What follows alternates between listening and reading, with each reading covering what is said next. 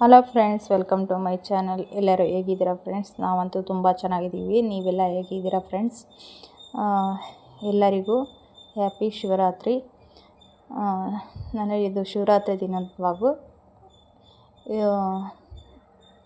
ಇಲ್ಲಿ ತಮಿಳ್ನಾಡಲ್ಲಿ ದೊಡ್ಡ ದೇವಸ್ಥಾನ ಇದೆ.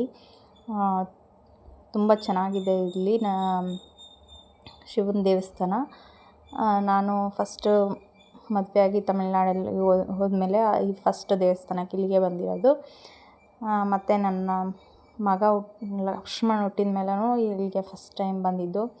ಹರ್ಷಿತಾ ಹುಟ್ಟಿದ ಮೇಲೂ ನಾನು ಫಸ್ಟ್ ಟೈಮ್ ಹರ್ಷಿತನ ಎತ್ಕೊಬಂದಿದ್ದು. ತುಂಬ ಪವರ್ಫುಲ್ಲಾದಂಥ ದೇವಸ್ಥಾನ ಇದು.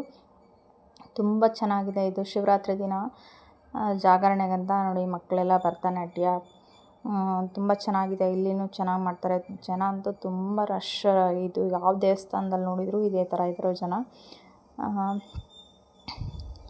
ನೀವೆಲ್ಲ ಯಾವ ಥರ ಮಾಡ್ಕೊಂಡ್ರೆ ಶಿವರಾತ್ರಿ ಅನ್ನೋದು ನನಗೆ ಹೇಳಿ. ನಾವು ಶಿವರಾತ್ರಿ ದಿನ ಮಾತ್ರ ದೇವಸ್ಥಾನಕ್ಕೆ ಹೋಗಿ ಬಂದ್ವಿ. ಜಾಗರಣೆ ಎಲ್ಲ ಮಾಡೋದಕ್ಕಾಗಲಿಲ್ಲ.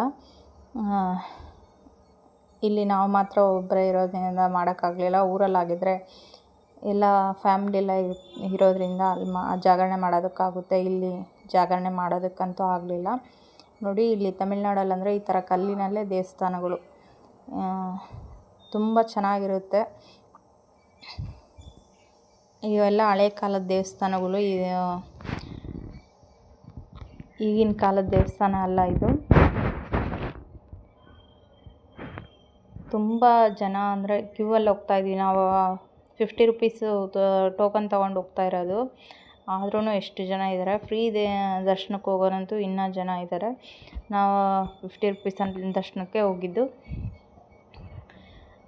ಸಿಂಪಲ್ಲಾಗೆ ನಾನು ವಿಡಿಯೋ ಮಾಡಿದ್ದೀನಿ. ಏನು ನಾನು ಫುಲ್ ವಿಡಿಯೋ ಏನಿಲ್ಲ, ಇದು ಒಂದು 3 ನಿಮಿಷದ ವಿಡಿಯೋ ಅಷ್ಟೇ. ನಿಮ್ಮೆಲ್ಲರಿಗೂ ಈ ವಿಡಿಯೋ ಇಷ್ಟ ಆಗುತ್ತೆ ಅಂದ್ಕೊಳ್ತೀನಿ. ಇಷ್ಟ ಇದೆ ಅಂದರೆ ಒಂದು ಲೈಕ್ ಮಾಡಿ, ಶೇರ್ ಮಾಡಿ, ಕಮೆಂಟ್ ಮಾಡಿ. ನಾನು ಈಗ ತುಂಬ ದಿನವೇ ಆಯಿತು ವಿಡಿಯೋ ಮಾಡಿದೆ.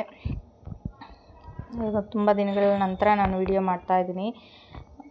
ಇನ್ಮೇಲೆ ಹೋಗ್ತಾ ವಿಡಿಯೋ ಮಾಡ್ತೀನಿ. ನನಗೊಂದು ಸ್ವಲ್ಪ ಬ್ಯುಸಿ ಇರೋದ್ರಿಂದ ನನಗೆ ವಿಡಿಯೋ ಮಾಡೋದಕ್ಕೆ ಟೈಮ್ ಸಿಗ್ತಾಯಿಲ್ಲ. ವಿಡಿಯೋ ಮಾಡೋದೊಂದೇ ಅಲ್ಲ, ಮತ್ತು ಎಡಿಟಿಂಗ್ ಮಾಡೋದಕ್ಕೂ ನನಗೆ ಟೈಮ್ ಆಗ್ತಾಯಿಲ್ಲ.